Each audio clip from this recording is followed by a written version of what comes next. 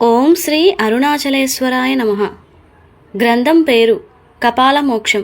ఒక ఆత్మయోగి ఆత్మకథ. గ్రంథ రచయిత పరమహంస. అధ్యాయం 66వ భాగం. హిమాలయాల్లో దాగిన అదృశ్య నగరం.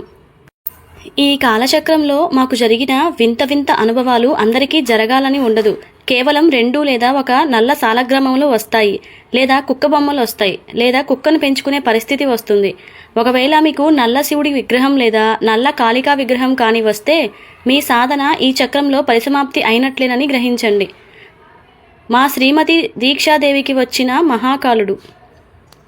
మా శ్రీమతి దీక్షాదేవికి 1 అడుగున్నర ఎత్తున్న మహాకాలుడు నల్ల శివుని విగ్రహం ఇంటికి రావటం, కొన్ని రోజులకి మహాకాలుడు నివాసక్షేత్రమైన ఉజ్జయిని క్షేత్రానికి వెళ్ళి రావటము జరిగింది.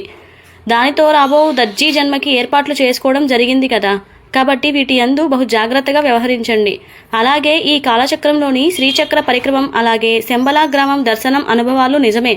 ఎందుకంటే ఇంతవరకు మేము ఎన్నో పుస్తకాలలో కాలానికి సంబంధించిన వివిధ రకాల డైమెన్షన్స్ ఉంటాయని, అలాగే దేవతలు ఉండే ఒక రహస్యమైన గ్రామం అనేది హిమాలయాలలో ఉంటుందని, అది ఏ శంబలా గ్రామం అని మేము ఎన్నో పుస్తకాలలో గ్రంథాలలో చదివినా కానీ నిజానిగా అవి ఈ కాలచక్రంలో ఉంటాయని మాకు ఈ సాధనా స్థాయికి వచ్చేదాకా తెలియదు. చాలామంది యోగులకి ఈ శ్రీచక్ర కోట పరిక్రమణ, అలాగే శంబలా గ్రామ దర్శన అవకాశాలు వచ్చినను వెళ్లకుండా వెనక్కి వచ్చిన వారిని, నా స్వానుభవంలో చాలామందిని హిమాలయ సాధకులను చూడడం జరిగింది. ఎందుకంటే శ్రీచక్ర అలాగే శంబలా గ్రామం మహామాయలో పడితే తమ సాధన ఆగిపోతుందని, వారికి ఉన్న భయం వలన వాళ్ళు వెళ్ళటానికి ఇష్టం చూపించలేదని నాకు అర్థమైంది. అలాగే శ్రీ లాహిరి మహాశైలు తనకి దశవిద్యా మహాదేవతలు దర్శనమిచ్చి ఉన్నారని, అష్టభైరవీలు, అష్టభైరవులు ఒక్కొక్కరిగా దర్శనం ఇచ్చినట్లుగా వారి అనుభవ డైరీలో రాసుకోవడం జరిగింది. అంటే వీరు కూడా శ్రీ కాలచక్రమైన శ్రీచక్ర పరిక్రమం చేసి ఉండాలి. అలాగే ఒక డైరీలో వీరికి అమృత సముద్రం దర్శనం కలిగిందని, దానిని ఈదుతూ వెళ్లేసరికి ఒక బిందువు దర్శనం జరిగిందని, కాసేపు అక్కడ విశ్రాంతి తీసుకోవాలని అనిపించిందని కూడా రాయటం జరిగింది. ఈ అనుభవాలు చూస్తే వీరు ఈ శ్రీచక్రంలోని బిందువు దర్శనం పొందినట్లుగా అవగతమవుతోంది కదా. మేము కొత్తగా ఈ అనుభవాలు పొందలేదని గ్రహించండి. మాకంటే ముందు ఎంతో మంది యోగులు సశరీరాలతో ఈ 2 రకాల శ్రీచక్ర శంబలా గ్రామం స్వానుభవాలు పొందినారు, ఇప్పటికీ పొందుతున్నారు. వారిలో మేమిద్దరం కూడా ఒకళ్ళమన్నమాట. మరి మా అనుభవాలు మా ఇద్దరికి నిజం లాంటి కళ, ఈ లోకంలాగా అన్నమాట. ఎవరికి వారికి ఇలాంటి స్వానుభవాలు అయ్యేదాకా నమ్మలేరు. నమ్మకం వచ్చిన తరువాత ఇక అనుభవాలతో పని ఉండదు. కాలచక్ర సాధనను దక్షిణాచారంలో అయితే శ్వాస సంయమం సిద్ధి ద్వారా అయితే, అదే వామాచారంలో అయితే వివిధ రకాల చేపలు, మత్స్యం తిని భైరవీ సాధన ద్వారా సిద్ధి పొందడం జరుగుతుంది. ఈ 2 సాధనలు చెయ్యలేని వారికి సమయాచారం ద్వారా, కామం ద్వారా, అనగా మీ ధర్మబద్ధమైన కోరికలు తీర్చుకుంటూ, ఎవరికి ఇబ్బంది కలిగించకుండా, ఎవరిని మోసం చేయకుండా, ఎవరిని బాధ పెట్టకుండా, ఎవరి చేత బాధపడకుండా మీ కోరికలు తీర్చుకుంటూ 12 సంవత్సరాలు ఉండగలిగితే, దానివలన ఈ కాలచక్ర సాధనా స్థితులు కలిగి మీకు కాలాతీతముకు వివేక జ్ఞాన సిద్ధి కలుగుతుంది. ఈ ధర్మం పాటించడం అంత తేలికైన విషయం కాదని గ్రహించండి. కానీ అసాధ్యం కాదు, అలాగని సుసాధ్యమూ కాదు. సాధన సాధ్యతే, సర్వం సాధ్యమే. ఈ చక్ర సాధనలో ఉన్నప్పుడు నాకు ధ్యానం నందు నల్ల మరియు తెల్లని అశ్వములు దర్శనం అయిందని చెప్పినాను కదా. కొన్ని సంవత్సరముల తర్వాత ఈ 2 అశ్వములు, తెల్ల అశ్వం అనేది హయగ్రీవ సంకేతమని, నల్ల అశ్వం అనేది కాలాశ్వమని, ఇది సూర్యుడి రథానికి ఉన్న 7 గుర్రాలలో ఉండే ఏకైక నల్ల గుర్రం ఇదేనని నాకు తెలిసింది. ఆనాటి నుండి నాకు ప్రత్యక్ష సూర్యభగవానులో సూర్యనారాయణుగా హయగ్రీవ ముఖం అంటే తెల్లని గుర్రం ముఖం కనపడసాగింది. పైగా నేను ఈ చక్రస్థితిలో జాగృతి సమయంలో వచ్చిన వివేక జ్ఞాన శుద్ధితో త్రికాల జ్ఞాన జాతకాలు చెప్పడం ఆరంభించి, ఈ చక్ర ఆధీనం అయ్యే సమయానికి జాతకాలు చెప్పడం పూర్తిగా ఆపివేయడం జరిగింది. త్రికాల జ్ఞానం వలన ముందుగానే భవిష్యత్తు దృశ్యాలు ఒక సినిమా రీల్ లాగా కనపడతాయి. వాటిని చూసి తట్టుకోవాలంటే ఎంతో గుండె ధైర్యం, మనోధైర్యం ఉండాలని నా వ్యక్తిగత అభిప్రాయం. ఈ సాధన చివరి స్థితికి వచ్చేసరికి నా దగ్గరికి 2 కుక్క బొమ్మలు, 2 గుర్రాలు, అంటే నలుపు తెలుపు గుర్రాల బొమ్మలు రావటం జరిగింది. పాప నాకు గుర్రాలను పెంచే ఆర్థిక స్థాయి లేనందున ఇవి కాస్త బొమ్మల రూపంలో వచ్చాయని నాకు అర్థమైంది. అది ఒకవేళ నిజంగానే ఈ 2 రంగుల గుర్రాలు వచ్చి ఉంటే నా పరిస్థితి గుర్రాల బ్రతికే అయ్యేది. వాటిని మేపలేక చచ్చేవాడిని. నా పరిస్థితి తెలుసు కనుకనే పాపం కాలస్వరూపుడైన కాలభైరవి ఒక కుక్క రూపంలో సజీవమూర్తిగా వచ్చి నా చేత నానా అడ్డమైన చాకిరీలు చేయించుకుంటూ నన్ను నానా చంకా నాకిస్తుంది. ప్రారబ్ధ కర్మ అనుభవించక తప్పదు కదా. ఏ జన్మలో ఏ మహాతల్లిని నిర్లక్ష్యంగా చేసి ఉంటానో ఇప్పుడు ఈ కుక్క రూపంలో వచ్చి తొక్కిపెట్టి నా చేత సేవలు చేయించుకుంటుంది. విధిలిఖితం, ఎవరూ దాటలేరు, ఎవరూ మార్చలేరు. పైగా లాహిరి మహాశయుడు ప్రతి ఆదివారం కాశీ కాలభైరవుడి గుడికి మాత్రమే వెళ్ళటం విచిత్రం కదా. హిమాలయాల్లో బాహ్య ప్రపంచానికి తెలియని నగరం ఉందని ఎంతమందికి తెలుసు? దేశానికి పెట్టని గోడలా ఉన్న హిమాలయాల్లో ఎన్నో రహస్యాలు దాగి ఉన్నాయన్న విషయం అందరికీ తెలుసు. అవి ఇప్పటికీ అంతుచిక్కని రహస్యాలుగానే మిగిలిపోయాయి. అలాంటి రహస్య ప్రదేశాల్లో ఒకటి హిమాలయాల్లో ఎవ్వరికీ కనిపించకుండా దాగిన శంబలా నగరం. ప్రతి పౌర్ణమికి అక్కడ విచిత్రమైన సంఘటనలు జరుగుతాయని పూర్వీకులు చాలామంది చెబుతారు. కానీ ఎవరూ ప్రత్యక్షంగా చూసిన దాఖలాలు లేవు. ఇక హిట్లర్ ఈ ప్రదేశం గురించి వెతికి అలసిపోయారట. శంబలా నగరంపై కొన్ని నమ్మలేని నిజాలు మీకు ఇస్తున్నాం. ఒక స్మార్ట్ లుక్కేయండి. హిమాలయాల్లో దాగిన అదృశ్య నగరం. కొన్ని పరిశోధనలు, అలాగే కొన్ని భారతీయ గ్రంథాలు, ఇంకా బౌద్ధ గ్రంథాలలో రాసిన దానిని బట్టి హిమాలయాల్లో బాహ్య ప్రపంచానికి తెలియని ఓ నగరం ఉందని, దాని పేరు శంబలా అని తెలుస్తోంది. దాన్ని హిడెన్ సిటీ అని కూడా పిలుస్తారు. వందల వేల మైళ్ల విస్తీర్ణం కలిగిన హిమాలయ పర్వతాల్లో ఎక్కడో ఎవ్వరికీ తెలియని ప్రదేశంలో ఆ నగరం ఉందని పురాణాలు చెప్తున్నాయి. ఆ ప్రదేశానికి మనుషులు చేరుకోవడం అసాధ్యమని కూడా పాశ్చాత్యులు చెప్తున్నారు. అదొక పవిత్రమైన ప్రదేశమని, అక్కడ దేవతలు సంచరిస్తూ ఉంటారని, ఈ నగరాన్ని చూడాలంటే ఎంతో తపస్సు చేయాలని కూడా చెప్తారు. ఇంకా చెప్పాలంటే ఆ ప్రదేశానికి చేరుకోవాలంటే ప్రాణాలపై ఆశను వదిలేసుకోవాలని కూడా చెప్పాల్సి ఉంటుంది. అంత సీక్రెట్గా దాగి ఉన్న ఆ నగరాన్ని గురించి కొన్ని విషయాలను కొంతమంది పరిశోధకులు తమ జీవితాన్ని పణంగా పెట్టి సేకరించగలిగారు. వారు సేకరించిన విషయాల ప్రకారం ఆ నగరం శివుడు కొలువైన మౌంట్ కైలాష్ పర్వతాలకు దగ్గరలో ఉంటుందని తెలుస్తుంది. ఆ ప్రదేశం అనునిత్యం అత్యంత సువాసన వెదజల్లుతూ ఉంటుందని, అక్కడ నివసించేవారు నిరంతరం సుఖ సంతోషాలతో జీవిస్తూ ఉంటారని, వారికి బాధలన్నవే తెలియవని కూడా చెబుతారు. ఇదే విషయాన్ని బౌద్ధ గ్రంథాలు సైతం చెప్తున్నాయి. ఇక పాశ్చాత్యులు ఆ ప్రదేశాన్ని ద ఫర్బిడెన్ ల్యాండ్ అని, the land off white waters అని రకరకాల పేర్లతో పిలుస్తారు. చైనీయులకు కూడా శంబలా నగరం గురించి తెలుసు.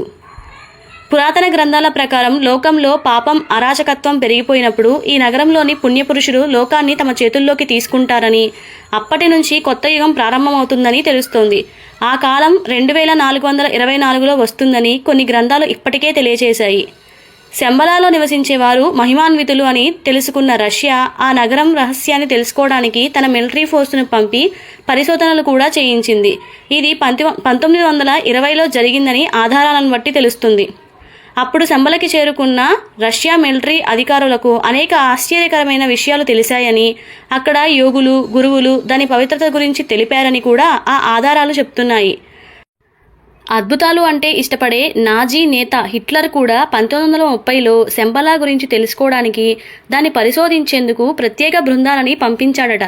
ఆ బృందానికి నాయకత్వం వహించిన హెన్రిచ్ హిమ్లర్ అక్కడ గొప్పతనం తెలుసుకొని దేవతలు సంచరించే ఆ పుణ్యభూమి భూమిపైన ఏర్పడ్డ స్వర్గమని నాజీ నేత హిట్లర్కి చెప్పాడట. దాంతో ప్రపంచం మొత్తాన్ని తన ఆధీనంలోకి తెచ్చుకోవాలి అనుకున్న హిట్లర్ కొంతమంది రహస్య అనుచరులతో కలిసి శంబలాకు పయనం కట్టాడని, అక్కడి ఆధ్యాత్మికవేత్తలతో కలిసి వారి సహాయంతో ప్రపంచాన్ని తన గుప్పెట్లోకి తెచ్చుకునేందుకు ప్రయత్నించాడు అంటారు. పురాతన విజ్ఞాన శాస్త్రవేత్త బ్లావెట్స్కీ ఈ విషయాలను ప్రపంచానికి వెల్లడించినప్పుడు విశ్వమానవులు అంతా షాక్ తిన్నారు. అయితే హిట్లర్ పన్నాగాన్ని శంబలా ఆధ్యాత్మికవేత్తలు పడనివ్వలేదు. దాంతో చేసేది ఏమీ లేక హిట్లర్ ఒట్టి చేతులతో వెనకకి తిరిగాడని ఆమె తెలిపారు. వాటిల్లో నిజమెంత అనేది ప్రత్యక్షంగా ఆనాడు చూసిన వారికి మాత్రమే తెలుస్తుంది. అంతేకాక ఈ ప్రదేశాన్ని సందర్శించిన హిమ్లర్ శంబలా నగరంలో మరెన్నో వింతలు, విశేషాలు, మానవ మాతృలు కలలో కూడా అనుభవించని గొప్ప అనుభూతులని సొంతం చేసుకున్నాడని అంటారు. ఇదంతా ఒక ఎత్తైతే గోబీ ఎడారికి దగ్గరలో ఉన్న శంబలనే రాబో రోజుల్లో ప్రపంచాన్ని పరిపాలించే కేంద్రస్థానం అవుతుందని బుద్ధుడు కాలచక్రంలో రాశాడని మరికొంతమంది అంటారు. దీన్నే పాశ్చాత్యులు ప్లానెట్స్ ఆఫ్ హెడ్ సెంటర్గా పిలుస్తారు. ఫ్రాన్స్ చారిత్రక పరిశోధకురాలు, బౌద్ధమత అభిమాని రచయిత్రి డేవిడ్ నీల్ కూడా ఈ నగరాన్ని పరిశోధించి గ్రంథాలు రచించింది. ఆమె తన 56 ఏళ్ల వయస్సులో ఈ ప్రాంతాన్ని సందర్శించి అక్కడి వారు ఆశీస్సులు పొందిందని, అందువలనే ఆమె ఏకంగా 101 సంవత్సరాలు బ్రతికింది అని అంటారు. ఆమె అక్టోబర్ 24, 1868లో జన్మించి సెప్టెంబర్ 8, 1969లో మరణించింది. అంతేకాకుండా పాశ్చాత్య దేశాల నుంచి వచ్చి టిబెట్లో కాలుమోపిన తొలి యూరప్ వనిత ఆమెనని కూడా తెలుస్తోంది. ఇక షాంఘై నగరానికి చెందిన పరిశోధకుడు డాక్టర్ లాయోనిన్ కూడా శంబలా అనేది భూమి నుంచి స్వర్గానికి వేసిన వంతెన అంటూ పేర్కొంటారు. ఆ ప్రాంతం ప్రపంచంలో ఏ ఇతర ఆధునిక ప్రాంతానికి తీసిపోదు అని తెలిపాడు. అక్కడి వారు టెలిపతితో ప్రపంచంలోని ఎక్కడి వారితోనైనా సంభాషించగలరని, ఎక్కడ జరుగుతున్న అభివృద్ధినైనా విధ్వంసమైన క్షణాలలో వారికి తెలిసిపోతుంది అని తెలిపారు. వెనకటి కాలానికి చెందిన లామా మింగ్యూర్ డోంటమ్ చెప్పిన దాని ప్రకారం శంబలా వయస్సు 1/2 మిలియన్ సంవత్సరాలని తెలుస్తోంది. శంబలా ప్రజలు దాదాపు 12 అడుగుల పొడవు ఉంటారని తెలుస్తుంది. వారు అనేక శక్తులు కలిగి ఉన్నారని, ప్రపంచాన్ని తమ చేతుల్లోకి తీసుకునే అవకాశం కూడా వారికి ఉందని పురాతన గ్రంథాలు సైతం చెబుతున్నాయి. మరి ఈ ప్రదేశం ఎక్కడ ఉందనేది ఎవరికీ తెలియని మిస్టరీనే. చారిత్రక ఆధారాల ప్రకారం హిమాలయాలను దాటుకుంటూ పోతే చైనాలోని గోబీ ఎడారి వస్తుందని, దీనికి అంతు ధరి ఉండదని, దాన్ని దాటిన తరువాత ఈ నగరం కనిపించే అవకాశం ఉందని తెలుస్తోంది. హిమాలయాల నడిబొడ్డులో హిమవన్నగాల మధ్య మంచు దిబ్బలు, దట్టమైన మేఘాలు, కొండలు, కోనలు దాటుకుంటూ పోతే ఈ రహస్య నగరం కనిపిస్తుందని, ఒకవేళ ఆ ప్రదేశానికి చేరుకుంటే చావుకు దగ్గరగా చేరుకున్నట్లేనని బౌద్ధ గ్రంథాలు చెబుతున్నాయి. కొంతమంది పరిశోధకులు, చరిత్రకారుల అభిప్రాయం ప్రకారం శంబలా టిబెట్ హిమాలయాలలోని కున్లున్ పర్వత సమూహంతో కలిసి ఉండవచ్చునని అంటారు. ఆ శంబలనే శ్వేతదీపం అని, ధ్రువలోకం అనే పేర్లతో పిలుస్తారని వారు చెబుతున్నారు. మరి ఆ ప్రదేశం ఎక్కడ ఉందనేది ఇప్పటి వరకు రహస్యమే. అంతేకాదు, ఆ ప్రదేశం అనేది ఉందా, అసలు ఉంటే ఎలా కనుక్కోవాలనేది ఇప్పుడు $1 మిలియన్ ప్రశ్నగా మారింది. మరి చారిత్రక పరిశోధకులు ఆ నగరాన్ని బయట ప్రపంచానికి అందించే రోజు కొరకు వేచి చూడాల్సిందే. నా సాధన పరిసమాప్తి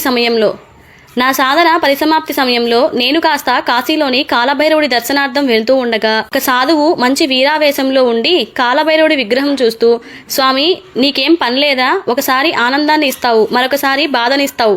ఇదంతా నీవు తిప్పే కాలచక్ర మాయ వలనే కదా ఇదంతా జరుగుతోంది. అందరికీ ఆనందాలే ఇవ్వచ్చు కదా, బాధలెందుకు పెట్టినావు?